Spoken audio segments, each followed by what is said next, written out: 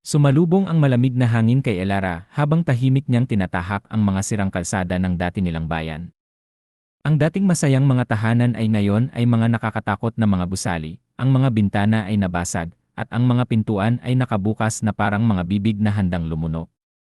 3 linggo na ang nakalipas simula nang magsimula ang pagkalat ng nakamamatay na virus, ang virus na nagpalit sa mga tao sa mga nakatatakot na nilalang, mga zombie. Hawak-hawak niya ang kanyang punit-punit na larawan ng kanyang pamilya. Isang larawan na ngayon ay puno na ng luha at alaala. Iniwan niya ang kanyang bahay, ang lugar kung saan siya lumaki, dahil sa takot at pag-asa na makahanap ng ligtas na lugar, isang lugar kung saan siya ay makakahanap ng pag-asa. Hindi siya nag-iisa. Kasama niya si Namang Isko, isang dating sundalo na may matalas na mata at laging handang makipaglaban. Si Aling Rosa, isang matalinong matanda na may malaking kaalaman sa mga halaman at gamot. At si Miguel, isang tahimik ngunit magaling na manggagawa na palaging handang tumulong.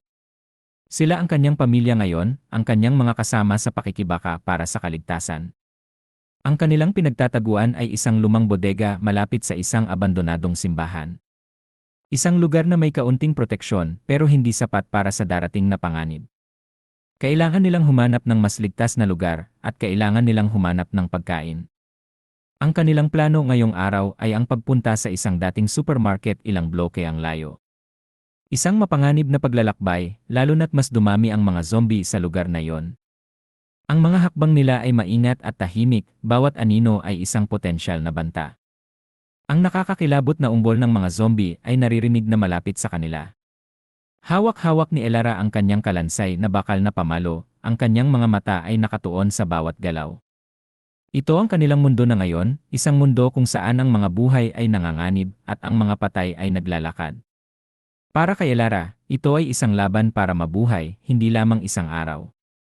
Ito pa lamang ang simula ng kanilang mahabang pakikibaka.